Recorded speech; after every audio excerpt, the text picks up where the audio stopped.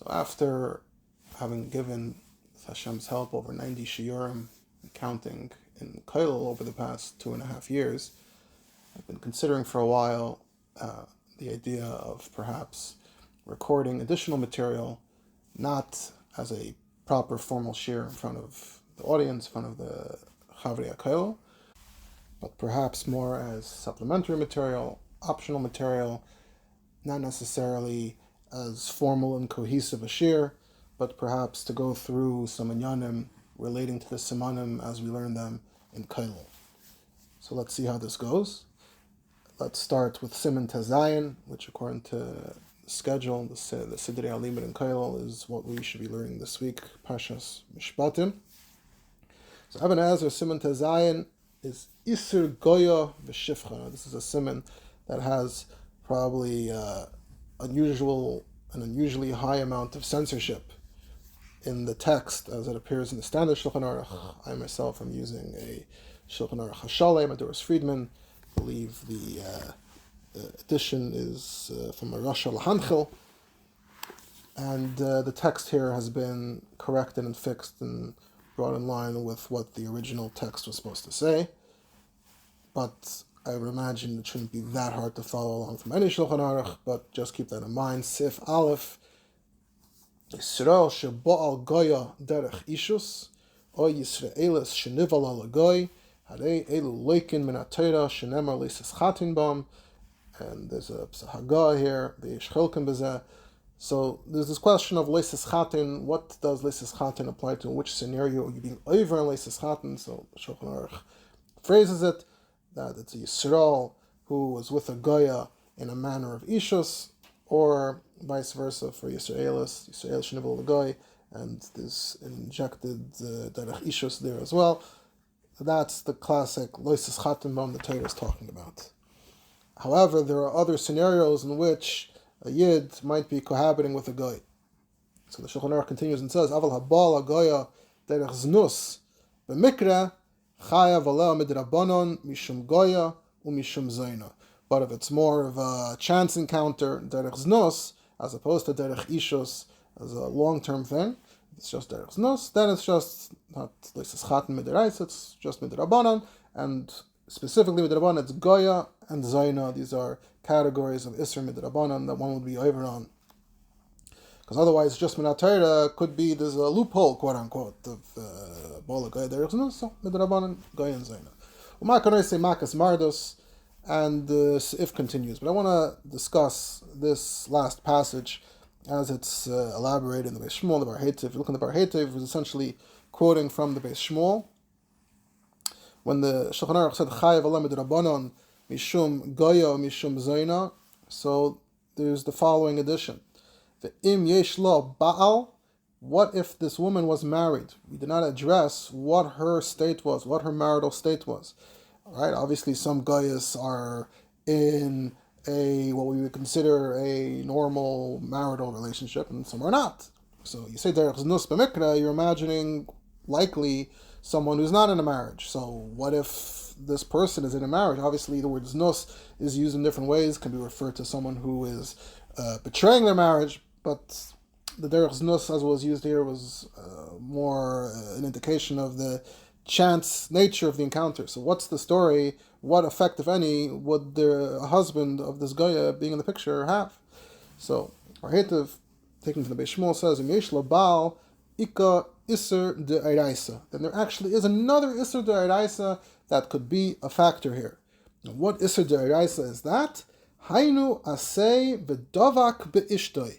So this is all the way in the beginning of Bereshis, where it talks about Adam. It says v'davak be'ishtoi. That's humans are meant to be monogamous, or at least they're supposed to be, a wife is supposed to have one husband, and the husband is supposed to cleave to his wife, v'davak be'ishtoi. So there's that nature of marriage that's seemingly, according to the Torah, built into how humanity is supposed to conduct itself. And we are saying that that's not just a statement, an observation, it's an isser d'oraisa. You're being over and on v'davak be'ishtoi. Seemingly, not just she was violating that, but by him injecting himself and violating that marriage that those two people have, so he was over on the V'davak B'ishtay here. What's the source for this? So the source is a Tosfos in Kedushin, Daf Chafalaf Amud Beis. See also Tosfos in Sanhedrin, Daf Nun Beis Amud Beis. So I really want to advance him here to the Pischei Tshuva, but let's pause for a second and actually take a look at those Tosfos in Kedushin and in Sanhedrin and the Gemaras that they are based on. So if you look in the Gemara in Kedushin, Daf Chafalaf Amud Beis, it says, talking about the Eishes Yifas Tayar, Tana Rabbanon, for the Isa Bashivya, so it's B'shas Shivya, has to be in that context. Eishes, Va'afilu Eishes Ish, and when you see the Eishes Yifas Tayar, you're not limited to the Goyish women that were single, that were unmarried. You may even take a woman who was married to a Goyish woman who was married to a guy. She could also be an Eishes Yifas Tayar, Eishes Va'afilu Eishes Ish. And the Tana Rabbanan continues, Yifas Tayar, Torah Ela Keneged Yetzer Hara, etc. So, Tosfos Shtelzach on this, Eishes Va'afilu Eishes Ish, right? So the Gemara is, the Tana Rabbanan is kvetching something here. It's saying, even Eishes Ish. So what's the Havamin and what's the Maskan? What are we trying to say? So Tosfos, Va'afapi, the Ein Ishus, the text I'm looking at says Bekusis, obviously that's a censored text. Kede Isa in Perek Dal Misses in Sanhedrin. So we know, and we'll get to that Gemara in a second, that there is no Ishus. Gemara says, Talmud states clearly that we don't recognize the marriage of non-Jews. It doesn't really have any legal ramifications. It might as well not exist. So what's Pshat?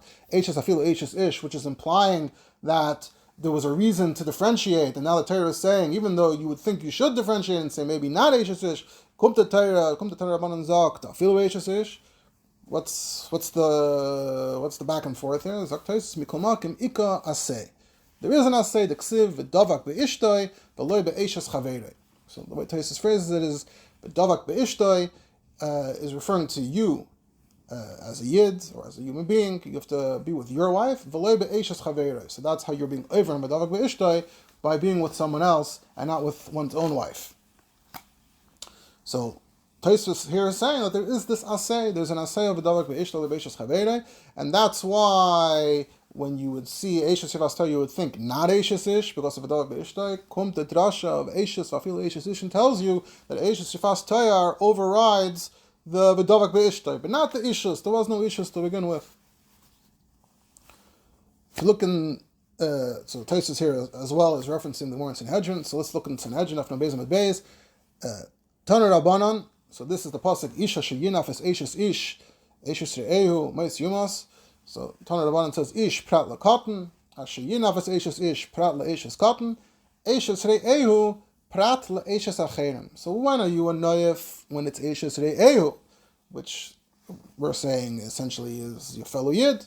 Asher Enkin Eishes acherim, who's not Re'ehu, so that's the Isha of a guy, that would not count as Yinaf Eishes Ish, because she's not Eishes Re'ehu. So the Tosfos, prat la'Eishes acherim, so b'hainu a guy.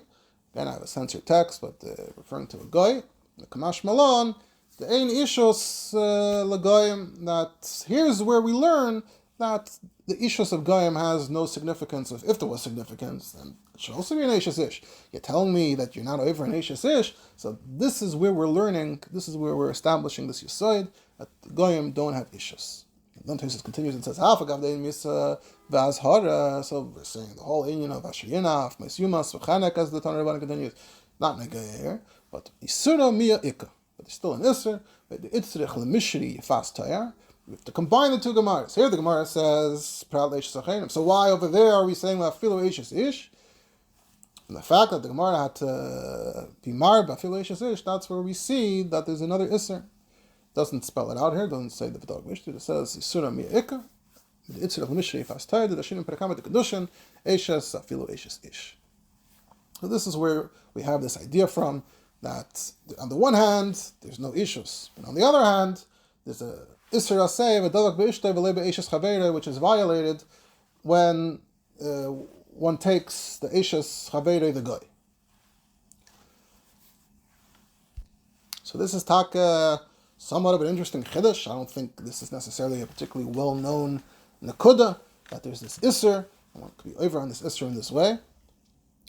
So if we look in the Pischei Tshuva, which is the premise of what I want to do here, at least at this stage, to sort of take a look at the Pischei Tshuva, see what the Shalos Tshuva is, what the raid in these halachas was as of about 200 years ago. Obviously, much has happened since then, but just to get a sense of where things were holding then.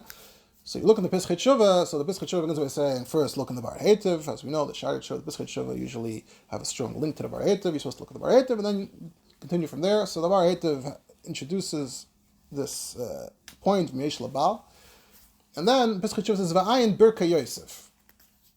And he quotes the Birka Yosef from the Chidah Bekitzer. If you look in the Birka Yosef itself, it's a bit more, a bit longer with a few more Makaimis. The Birka Yosef says, the guy, if the guy is an Eishes Ish, even though it's no Eishes La'akom, Mekamak Mixer, Midarais, Ika, Kemash, Medivri Atoisvis, and Kedushin, and Sanhedrin, and the Mizrachi, and Parshas Seitze, and the Ma'arit, and the Knesset Hagdoila. So we have all these Makairas that are confirming that yes, this Toisvis, this Gedank, this idea, there's this Isser, Isura, Ika, V'davar V'ishtan. Come to Birka Yosef and says, it's not necessarily so pashut and so muskim. There might be other views, other voices. So the Birka Yosef, miu mashma k'tzas medivri Rambam perek ches de malachim de medayraisa ein ishus for goyim klal. He's also mitzayin to chedushi kedushin l'chad mikamoi, and then he says v'chein kasav harivash b'tshuva siman vav u'motiba mishem haramban. So I want to focus on this tshuva of the Rivash. Shalos the Tshuva Rivash, the classic set of Tshuva, Siman Vav. And this Tshuva deals, I could say once again, with the questions raised by the Anusim. Last year, gave a shiur, or learning in Yeridea about Chashudim, and I introduced there's a lot of raids in the era of the Rivash, and the Tashbates, etc., who were dealing with a lot of questions that in a certain way predict the questions that we have today. Today, as we know, most Yidden are not religious, and that creates many, many questions. Last year we were talking in the context of chashud, trustworthiness, in terms of kashrus and other things.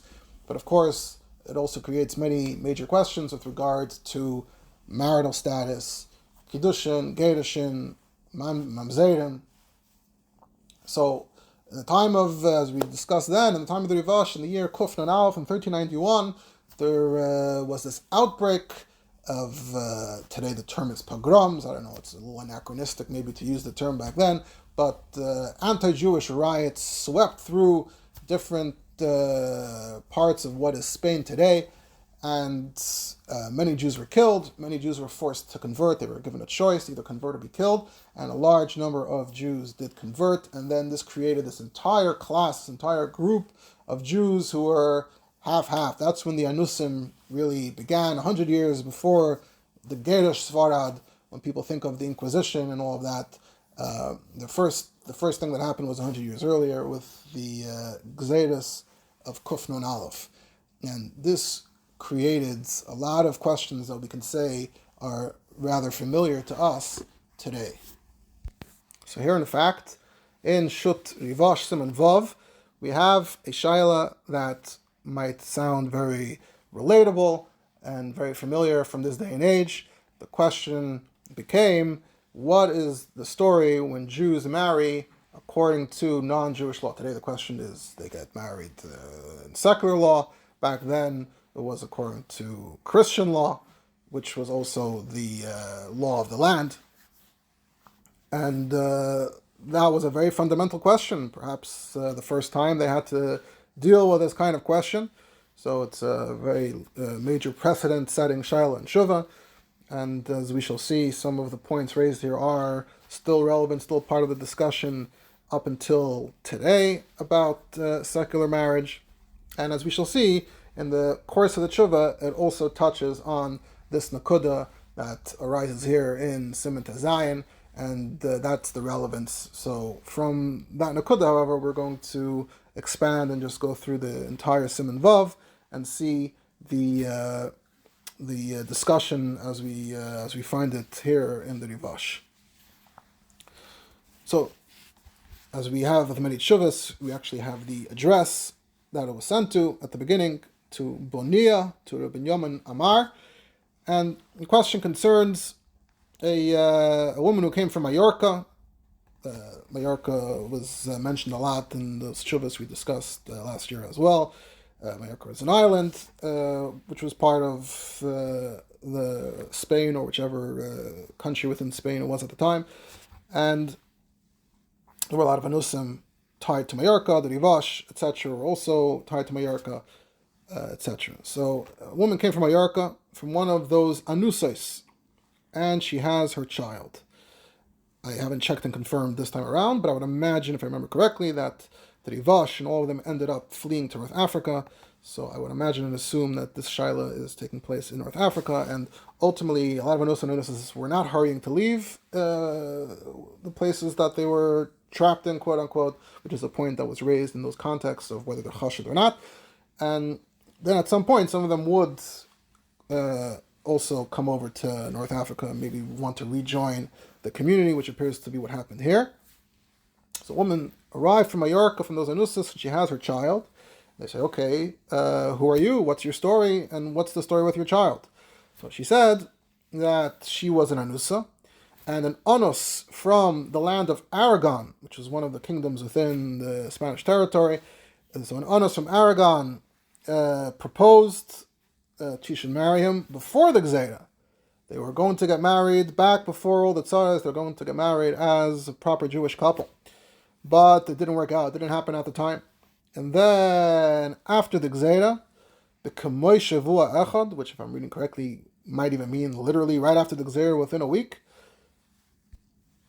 another Anos, who was a friend of the first Anos, who really wanted her hand in marriage, showed up and implored, really convinced her to marry the one who wanted to marry her, and she finally gave in, she agreed, and they went ahead with his marriage. They moved in together. But what kind of marriage was it? There was no Kedushin with Edom, there was no Nisun with a minyan. They went to the local church, or whatever the precise Christian process was.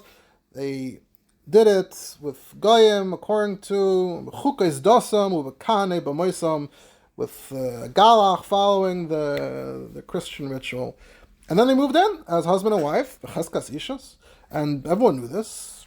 Just like any other couple, they got married, they moved in. And they spent 3 months together, and she became pregnant. And this is the child of that pregnancy. And then the guy disappeared, he went overseas, and he never returned again, and that's her story. So she has this child from that, and now the question is she still in a marriage? What was the halachic nature of that relationship that they were in? What's the story?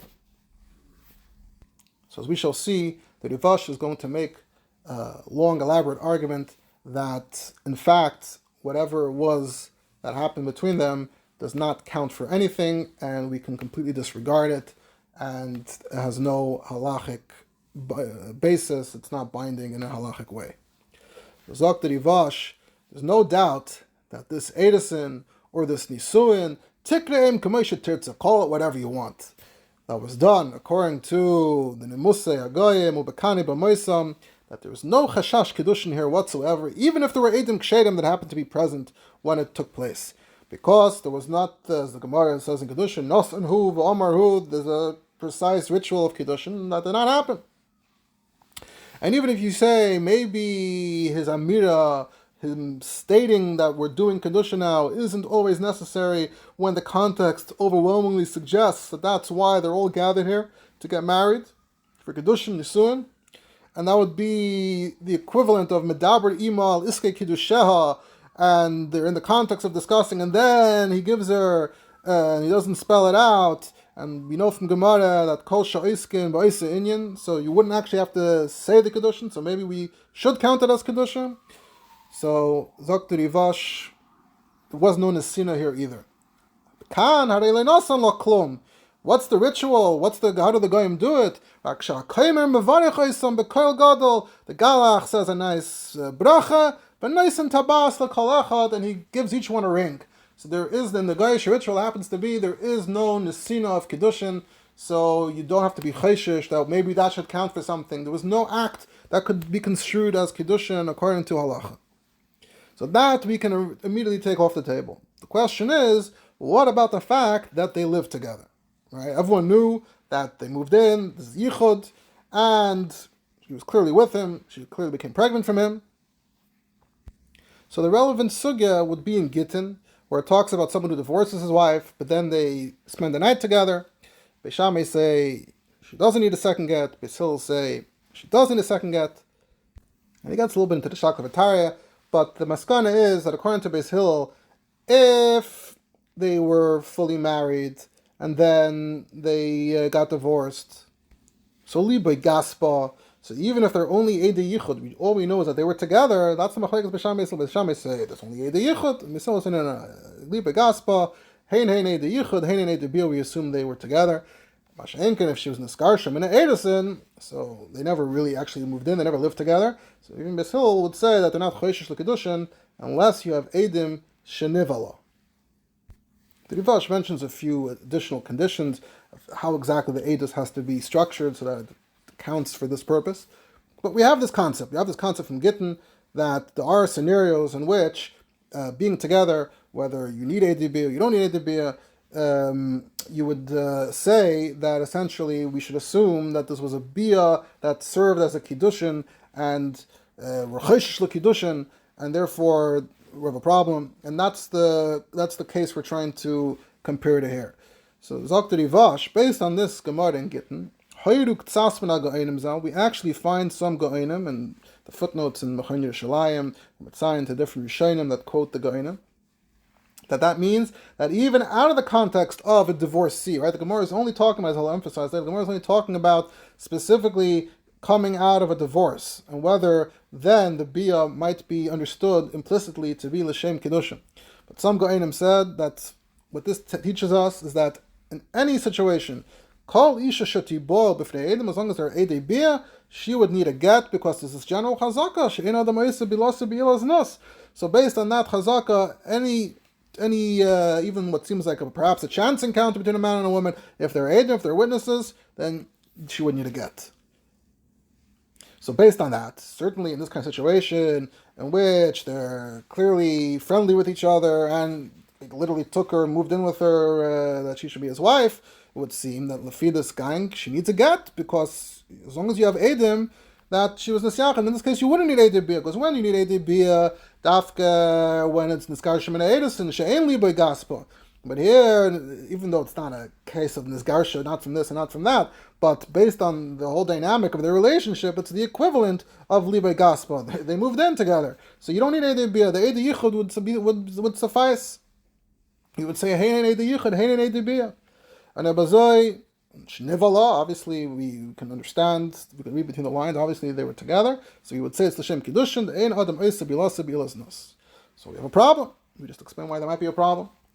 So, the Rivash, but the Rambam, in the science here, Rambam Hilchos Gedushin, the Rambam, Docha Hiro Zu B'Shtei Yadayim, the Rambam absolutely rejects this statement by the Goinim to expand and apply it to these cases. And he said, this is not how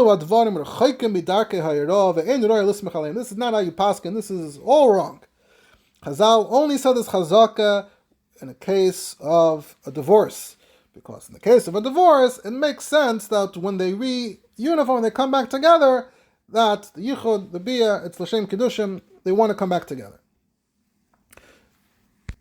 Another case where you might say this is a person gives kiddushin al tanai, but then he just goes ahead and lives with his wife. So we also say, hey, ishtoi, this whole rule is ishtoi. Once we have already established that there is a husband-wife relationship according to Torah, then we say, what if there's a be'ila that's in a gray area, kadosh al tanai, or in this garsha? Then we say, unless he goes on the record and states that it was a be'ilas nus, etc. But stama pnuya, we don't just go spontaneously and suggest on our own that it was l'shem kiddushin. This is the Rambam Perak Yud Hilchos Gedushin, and he says that Rashba agrees as well in his chidushim to kiddushin, and he brought a raya from the Gemara says Noisei Odom Anusas benoi Mefutas benoi, and the Gemara doesn't mention what do you mean mefuta, whether edim, whether not edim. it would make a difference according to this with Re'edim. Maybe she needs a get from the fact that that there was a mafata here. No one ever mentions anything in that context. Another ayah is that when the Gemara talks about this whole zach of Bisham Besil, it only mentions Megarish Zishtai. If it applied in a wider range of cases, you would expect to see an indication in the Gemara. So says also Reina Meir Halevi that Ameh, Bahar B'minha Achreinim Zal, obviously Achreinim relative to the Rivash, and the footnotes are assigned to other contemporaries who discuss this. And V'chein Kasav B'Sefer Evan Ha'ezer B'Shem Rosh. Back before Shulchan Aruch came and used the same format of Eirach Chaim, etc. So the Chalakim, Eirach Chaim, were the names of the Sefer. You said, I saw it in Sefer Eirach Chaim. I saw it in Sefer Yehuda. I saw it in Sefer Even Ezer. So Chen Kosev b'Sefer Even Ezer, and the Torah, as we would call it today, Torah Even Ezer, b'Shem Harash. So you have all these Rishonim weighing in against the stance of the Go'anim.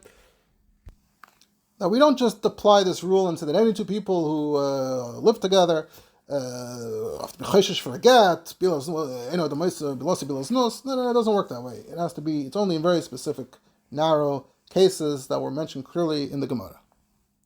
Furthermore, Zakta Rivash, this is Tisaftim getting Kedushin, and it says there, Kol Bia Shehi L'Shem Kedushin, Harezim Mekadeshes. She'eno L'Shem Kedushin, Eno Mekadeshes. So it says clearly that a Bia could be L'Shem Kedushin, and then it would be an issue, or it could not be L'Shem Kedushin, then it's not an issue. How do you know whether it's L'Shem Kedushin or not? What's the pashto, what's the simple take? That there should be some clear indication if it's L'Shem Kedushin.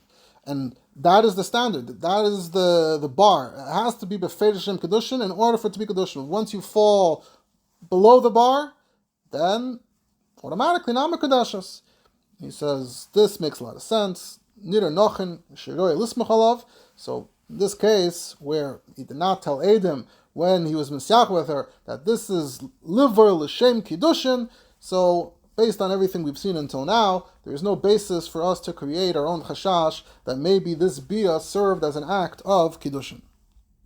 The problem here is that really this is in a gray area. Obviously, a couple that were lived together, P. Das Moshe, and then they divorced, and then they reunite. Obviously, we understand that there's a strong indication there that the bia might have been l'shem kiddushin.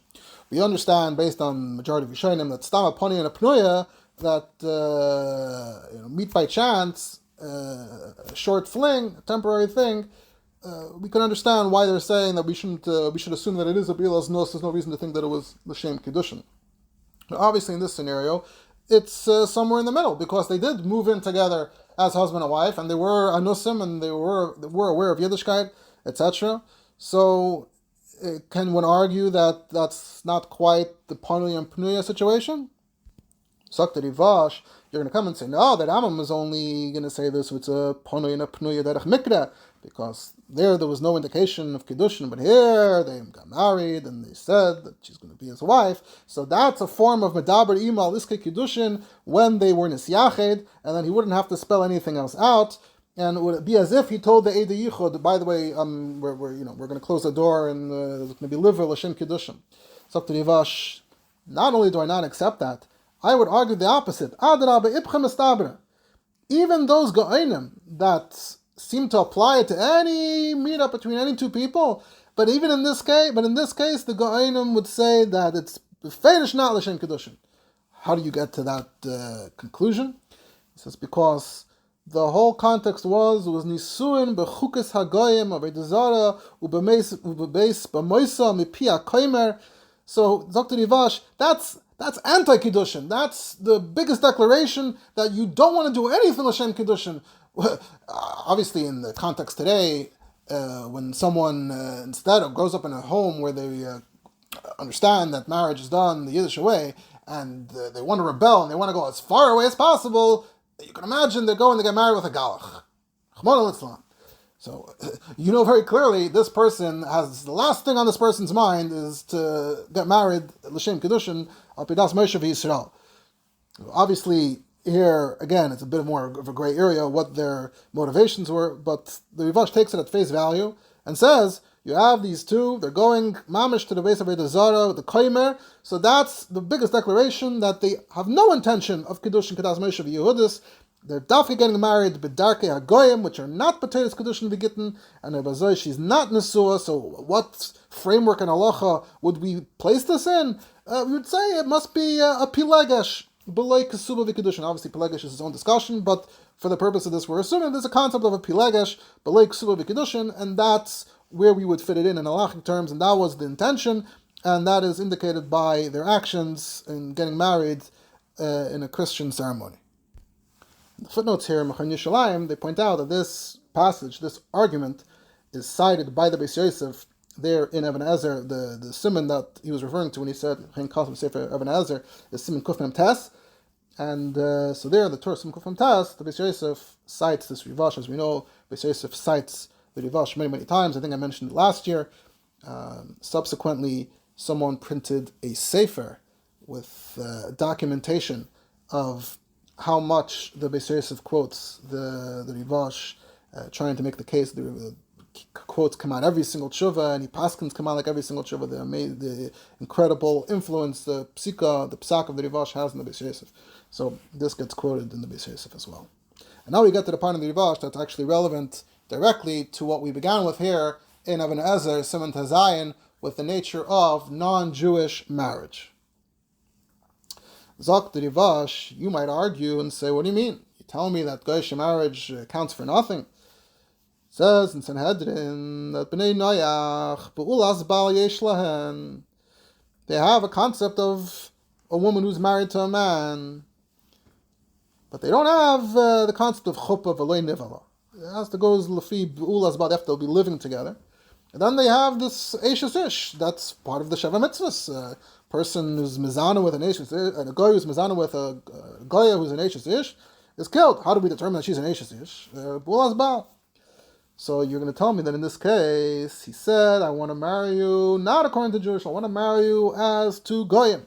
So Ebazoi, then Torah should recognize that to some extent and say, so he said, Harei at ishti bibiyah kedin ben Noyach. So there is some kind of Eishes Ish here.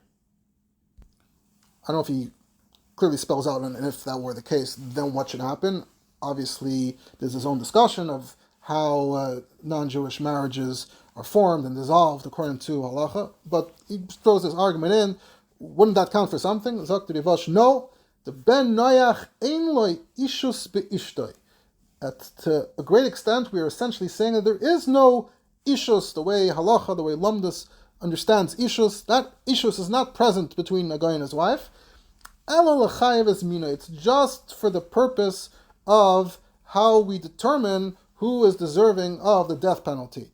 How are we going to determine when a ben Noyach Shabala will be killed? That is the only significance for their ishus.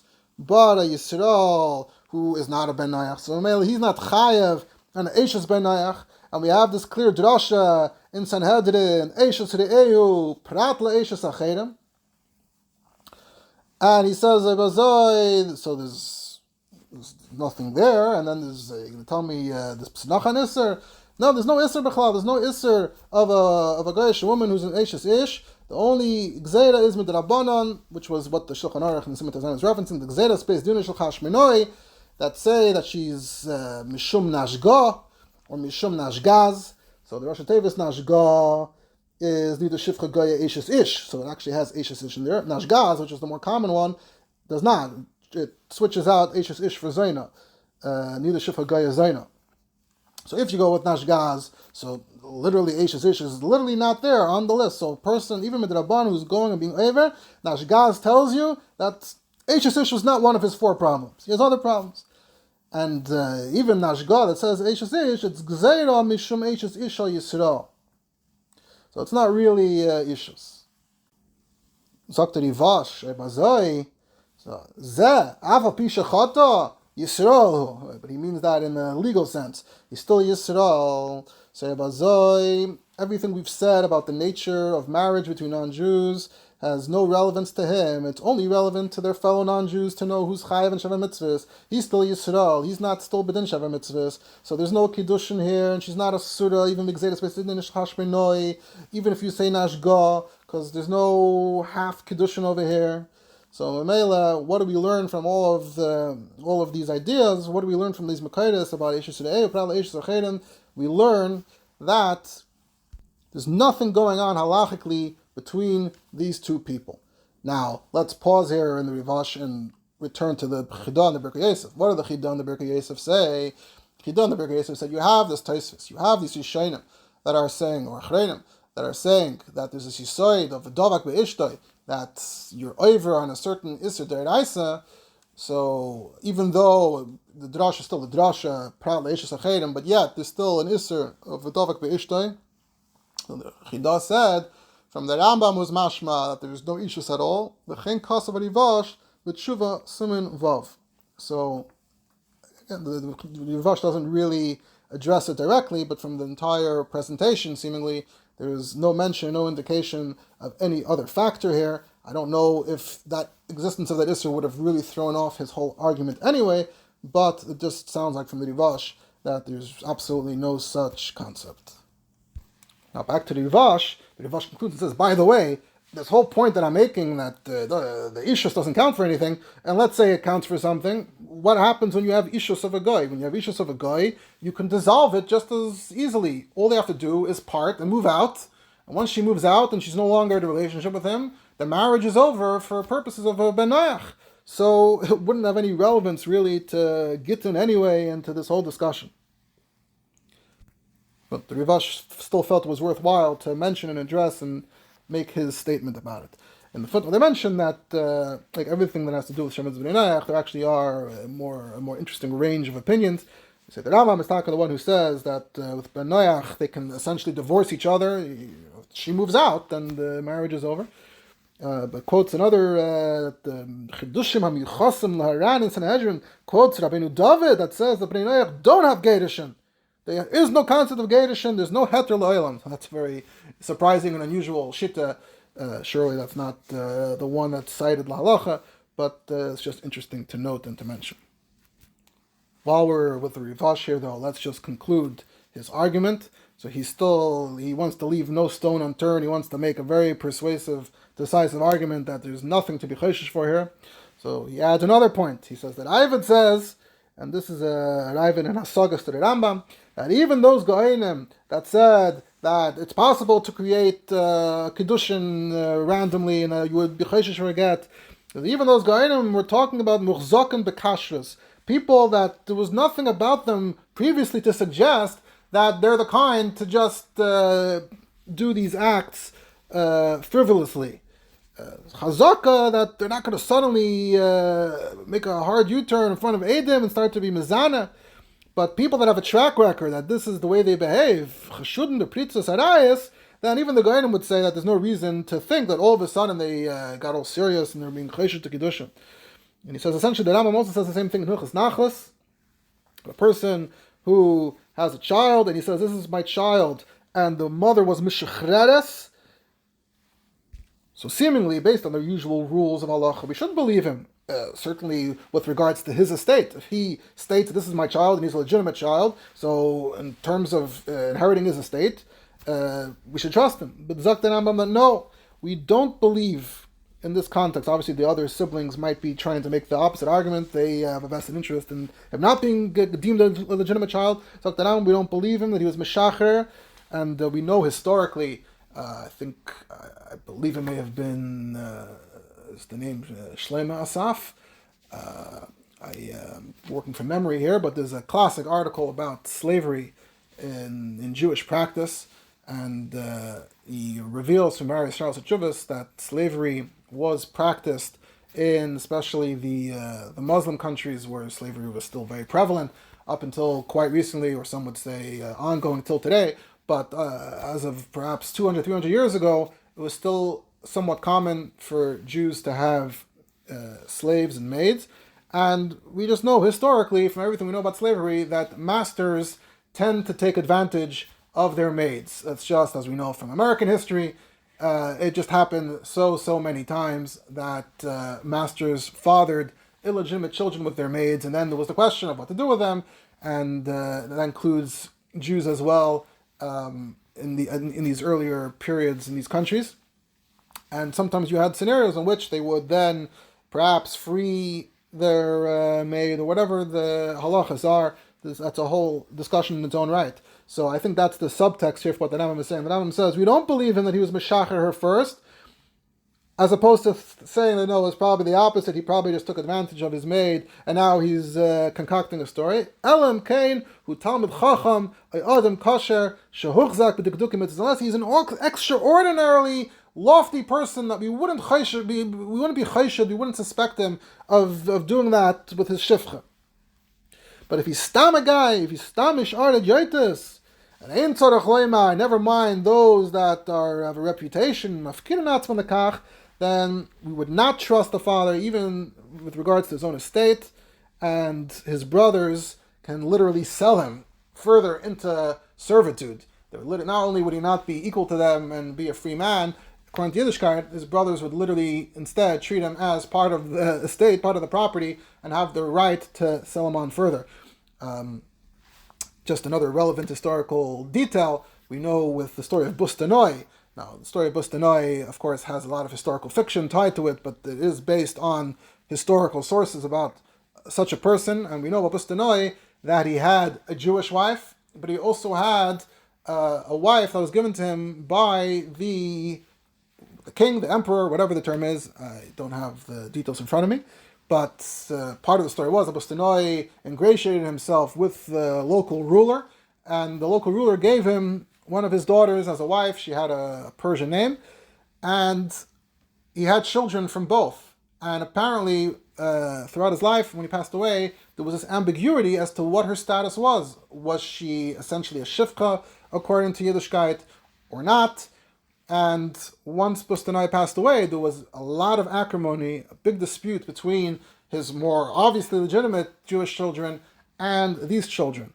Recently, there's a journal called Mechilta, in which there's this very, very long, impressive overview of the history of the Rosh Galusa in Bavel, and this is the place where I've seen this information most recently, and you can see in the chart of Rosh Galusa, that it seems that subsequent to his passing, both descendants through his Jewish wife and descendants from the other wife both took turns at different points and took the reins, were at the helm of the position of the title of Eish Galusa.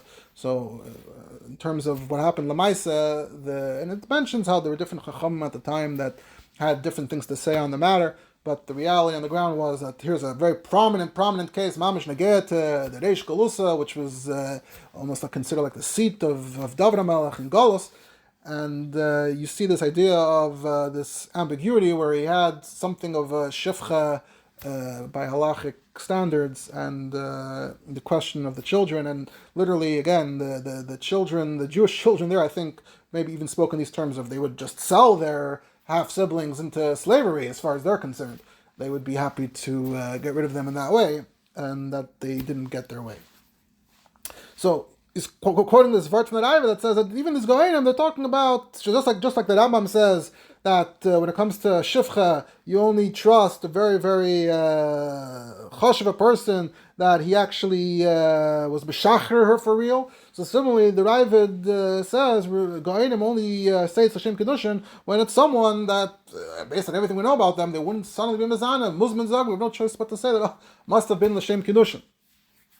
So if it's Zokem Bekashtus versus Prutzen, Zokter Nivash, we didn't say in this case, Vada Eilacha Prutzen Yaiser Me'elu, who's more parties than these? Ha'holchem Bertzayin Nafsham. Certainly in the context here, he's not mentioning anything about Anusim and being forced to do this. They didn't have to do this at all, in his view.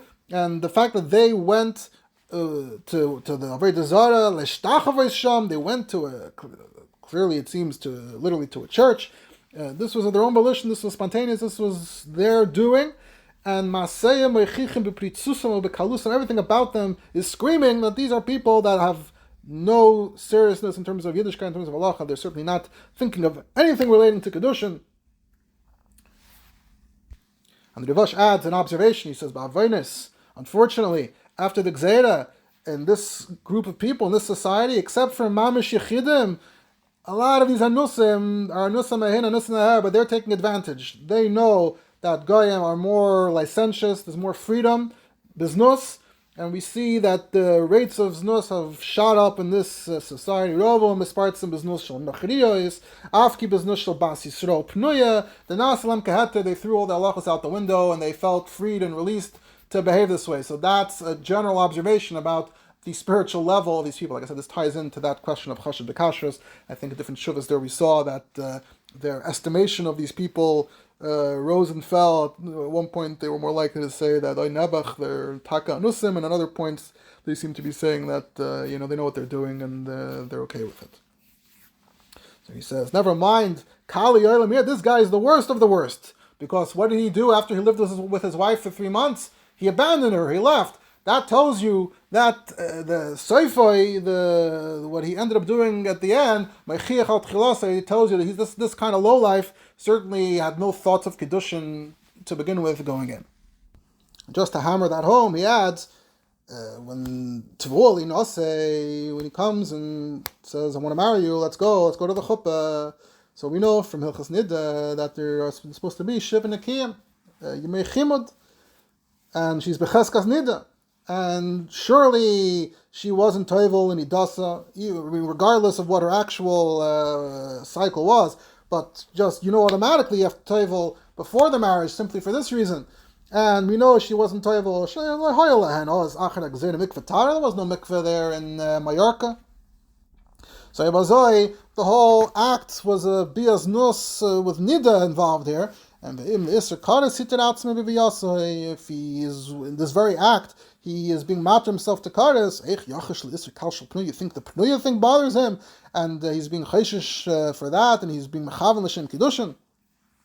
In the footnote here, the Chon Yishalayim, they say that this is a point that is very relevant today, and they're mitzayin to Igros Moshe of Moshe Feinstein, as well as something by Rav Henkin. And now in conclusion, the Rivash says, and anyway, it doesn't seem like the Re'edi Yichud here either. So you can't be Choshesh the Kedushin B'lei Edim. And even if there's some Yishayim, let's say some Svaras, which I'm not going to get into at this point, let's just conclude the Tshuva. Even if there is Tzadas Yachid, that's Tzadas Yachid. The Leka Laminkat Kol Chumrei HaSvaris La'aganazu, it gives you your side in Paskening, that in this scenario we're not looking to be Machmir Lefi any idea that might cause a problem. We're looking to do the opposite. We're looking to be Matir, and certainly the majority, the mainstream shittas and all of the relevant points would suggest that she's not Mekudeshes, she's not Muganas. Zeh ma shenirali bezev chasamti shmi Yitzchak b'Rabsheshes. So we've seen how the Rivash answered the question, treated the question. He's very decisive in establishing that this Christian marriage means nothing according to Halacha. He also addressed the specific nekudah that we came across here in Siman Tezayin about the nature of Ishus between Goyim, and from his presentation, the way the Chidah references in Birkei Yosef, it seems that there is another opinion that says that Ishus is not an Ishus, and that's it. There's no other mention of any other Isser V'Ishtay. So I was not, my intention here was not to go and thoroughly research everything that's been said on this topic, or even to give a maskana. Obviously, there's not much of a maskana really necessarily one way or the other. Anyway, on this particular nakuda of whether there's an Isra Dag V'Ishtai or not, obviously we understand that there's Nashgaz, etc. So whether or not there's an additional din of Eishes Ish, when she's an Eishes Ish, or not, whether you over, that's not the biggest, most urgent question here, but it's still interesting. But I wanted to just conclude, Pater B'Liklum Yafshir, to take a little bit of what the Rivash was speaking about generally, and talk about where the discussion in Halacha has gone recently in terms of this question of what we have today, which is civil marriage, Nisuin Izrachim, which has been a major question for the last, whatever it is, 150 or so years or more, ever since states in Europe became more secularized and they opened up marriage beyond, it used to be you had to either go through the Jewish channels or the Christian channels, and then they just opened up civil marriage, and that created a lot of questions. I believe 2 years ago I spoke about, the first year of Kolel, I spoke about very interesting kuntras of Tshuvas, history on this topic. When in Hungary, I believe it was the Tafresh Lamids, that would be the 1870s, that's when civil marriage arrived in Hungary, and it was very clear to the Paiskim that this is going to create a whole host of major shilas. And the Levushei Mordechai, this is an appendix to a new edition of Levushei Mordechai. Levushei Mordechai was dealing with these questions, writing Konteresim and communicating with other Rabbanim. The context in which I came to then was in the context of when a Jewish woman lives with a non-Jewish man and the father is not Jewish, is there any tzad to say that the child isn't necessarily automatically Jewish, that the mother being Jewish doesn't automatically mean that the child is Jewish? That was the context then. There is more diversity of opinion on the topic than is commonly known. But, of course, the main topic then at the time as well was probably the very nature of civil marriage. So, just to touch a little bit on this discussion. So, if you look at Chelkas Yaakov, by Mordechai Yaakov Breish. So I believe there are two editions of his Sefer. So in the first edition it's in Chelik Beis, and the newer edition is in Chelik Gimel, Even Ezer, and in the Ayins. So there are a number of tshuvas there going on about Nisun Ezrachim. I'm just going to quote a little bit of it. So look in Siman Ayin Gimel.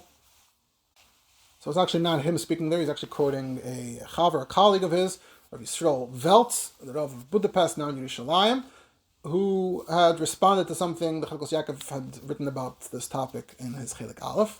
And this is what he quotes from Yisrael Veltz. It gives you a bit of an overview of the discussion as of the 50s, the 60s.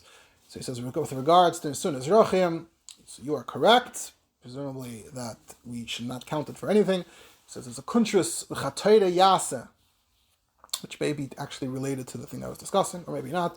But there was a kuntris L'Chatayre Yase from the 1890s, printed by Rav Shalom Kutna of Eisenstadt, and he, in fact, clarified based on the tshuvas of the Rivash, as well as the Darkinoyam and others, that there's no chashash kedushin in zivugei arkois, because there's nothing stopping them from also doing a proper Jewish marriage, and they have gone out of their way, they've absolutely violated niyatzu mishpatei HaTorah.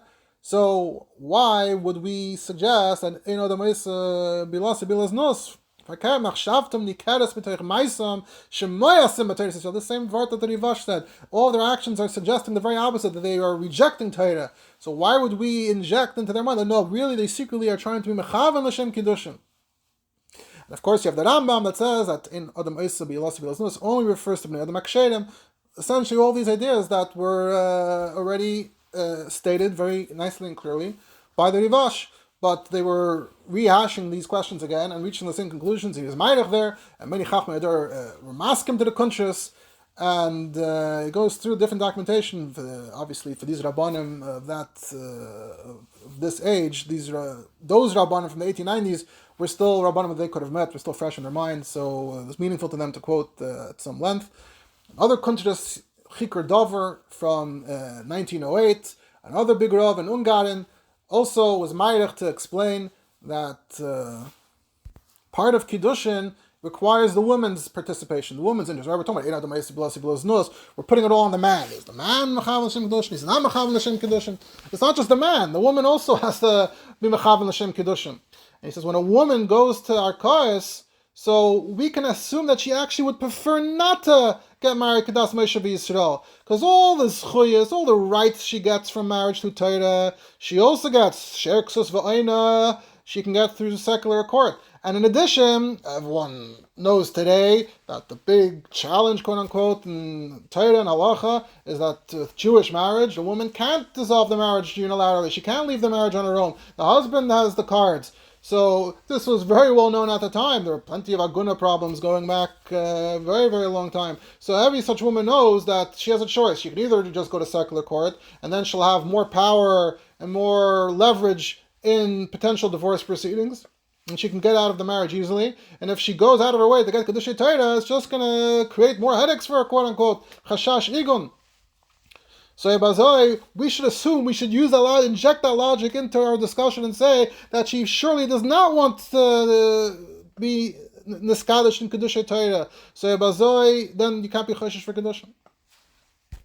Another point that will sound familiar is he taka quotes from the kuntres of the Levushei Mordechai, the Yoshev Mitzaref, and the Levushei Mordechai adds, you're going to say, what about the acts that they do in their koyas? Maybe there's a chashash kedushin, kedushin kesef, kedushin shtar. So one of the Rabbanim there answered that no, we checked the secular law, and there's no equivalent act of tabas or shtar.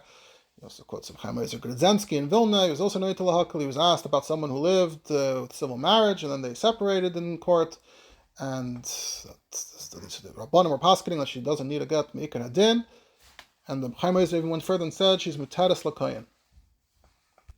Because the halacha is panuya bala pnuya loyasa zayna. She doesn't become a zayna from this kind of interaction. So this whole marriage, they live together with everything that we're saying about it, but it's also panuya bala pnuya loyasa zayna. Certainly, here we do factor in the fact that they thought they were married. They considered themselves married, so we wouldn't call her a zayna. So from all of this, we see that the mainstream view among poskim already from the late 1800s was that there's no chashash in Yisur Arkais. Veltz adds that also the Goyin Adar Yaakov Dovid Dvaz, back during that short stint when he was in the United States in Chicago in 1904, was asked about Nisum Barakais, and is there a Reach Kiddushin, do you need a get, which the Rabbanim say they're being mafkir the Kiddushin, what's going on? And the Dvaz says that Pashut, that there's no Reach Kiddushin. And again, he makes a point which should be familiar from the Rivash. He says that you're going to tell me with a person who's mezana with a pnuya, you're going to tell me also that there are chayshish, they're skav l'shem kiddushin. Unfortunately, that happens all the time as well. And no one goes around saying that, any two people that did something together were chayshish for kiddushin. That's obviously how halacha is practiced today. And the same applies here as well, and the whole concept only applies that you would say that he wants to do it, tafka pitera, is dafka when he's miyachid a woman to him as a isha gemura mashenkin here, the fact that they chlal moved in together perhaps even before they got married, and they went to their kois. So again, that all is screaming the opposite. It's telling you that you don't want to do it the correct way, you don't want to do it the right way. So there's no chashash kedushin. So here's just a number of rabbanim discussing this 100 years ago or so, a bit more. And this seemed to be mostly the consensus of many of these rabbanim. This Vart from the Ridvaz was apparently printed in some kind of kaivetz in New York in 1904. So this was the state of the discussion, and this is what Rabbi Veltz was summarizing on behalf of the Chalkas Yaakov, after the Chalkas Yaakov had seemingly surely come to a similar conclusion. Just one more point, and in Sivanayin Dalids, the Chalkas Yaakov quotes that there's perhaps a dissenting voice, and who is that? The Rogatchover in Tzafnas Paneach, Shut Tzafnas Paneach, that was printed in New York in 1954. He says, as a ganze chiddush of the Rogatchover is mechadish, that in Usui Arkois, when you're meyachid leishus, so even though there's no geder ish, but there is a geder kinyan mishum lav de leisiya isha or asay devedavak beishtoi. Chalkas Yaakov quotes it very bekitzer, but I found another contemporary sefer that also discusses these inyanim, and I do want to quote a little bit from the Rogatchover just to get a flavor of how the Rogatchover says it. The Rogatchover says, "Begeder nisur arkois veyichad leishas kach hine zeh vaday ein aleh geder ish geder kach the yeshnei kinyanim beisha tvei kinyanim." Aleph ma shehi shaloi, v'habeiz ma she'asura ala chayram begeder eishes ish, ve'en kiddushin toifsin. So Zok the Rogatchover, v'ratzalem ekach, the kol heichi de yichid leishus, when they come together to live as a couple, loi begeder pilegesh, and it's stated, it's clear that the intent is not for a pilegesh category, oz yesh lav de loi siya leisha, v'chein asay de v'davak ayin toisus kiddushin. So you see that the Rogatchover is taking this Vartaka from Shulchan Aruch and he's re-injecting it back into the discussion, and he's creating problems. And the Rogatchover concludes, L'chein bekitzer kach, the kivin the yesh leba gidre ishus. So since there is something going on here, there is a psa gidre ishus according to Torah, ef shalatu kroivim, you can't just untie it and let them go. V'min espardu tzarach get. And by the way, in the next Shuvah, the Rogatchover reiterates and clarifies, the Geder Ishus Yesh Behem Lekinyan, Vayedei Ze Yesh Behem Lav V'aseh, Ach Loi Eishes Ish Lekares V'misa, V'gam Amzedam Leka. So, he's not saying that there's a question of Amzedus exactly, but he's saying that a get is required. So this is, so you could say perhaps classic Rogachover coming with his completely original shita, and you could see where he's coming from. We're familiar with Yusaidis a bit over here from this whole discussion, but this is the conclusion that the Rogachover landed on from looking at the sugya, and this other sefer I'm looking at right now mentions that there are a few other achreinim that perhaps were thinking along similar lines. But back to the Chalkas Yaakov, after the Chalkas Yaakov quotes this Bekitzer, he says the following: "V'hine hagoyin hanifla halazeh, shayam mamish kechad mikamoi shekol atayra kula sedura lafanav, kimat mamish balpeh, v'asher l'derish zocha l'er gadol kamoyu er chama shivasayim v'karni nitzotzim, at shekama po'amim yefshir lehanis me'erei hagadol, v'afilu chaverav kama po'amim yardu l'sev daiti hagadoyla." So he starts off with this incredible praise. Everyone knows Rogachover was in a totally different league the way he had the Torah laid out in his brain. But sometimes it's actually to the extent that it's almost impossible to even follow and follow the logic of what he's saying. And he says, we're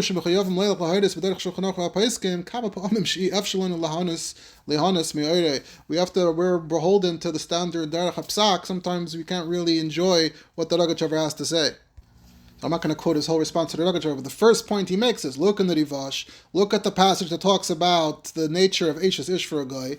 He quotes the same paragraph back, and then he says, Takti l'shayni, I'm quoting the Rivash, this is the Makar, the Shulchan Aruch and Paiskim were so influenced by the Rivash, that this is where the Halacha, as we know, it comes from, and the Shulchan Aruch and Paiskim, that's who we are truly beholden to more than the Rogachover. As we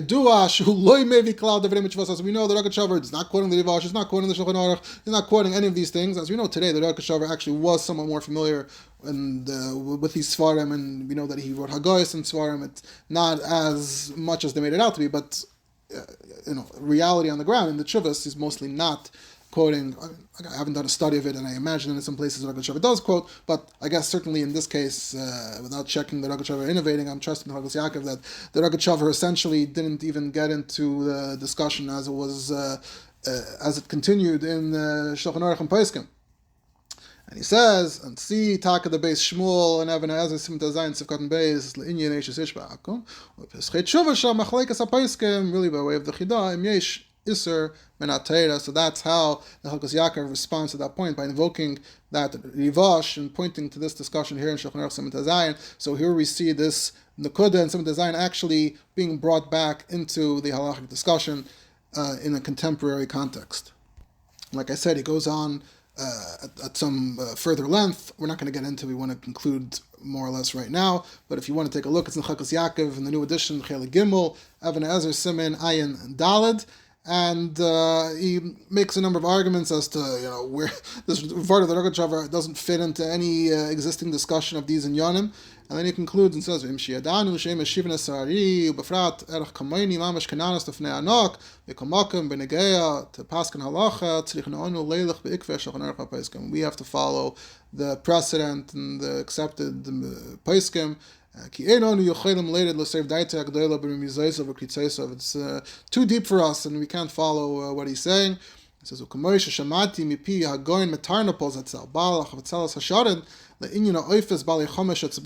shaila with chickens, and that sounds like its own intriguing topic, maybe for a different discussion. So he told me, no one's taking away what the Rogachover has, that his command of Torah is unbelievable, but to be soymech on the Rogachover, to be soymech on his psak, shver. Ani myself, Chalkas Yaakov says, I conclude, chaval al ador, shlei hayeroy lekach lehanas ima'eri hagadol halacha brura. Maybe we should maybe we should regret the fact that we weren't worthy to fully appreciate what he had to say in halacha. And with this, we conclude.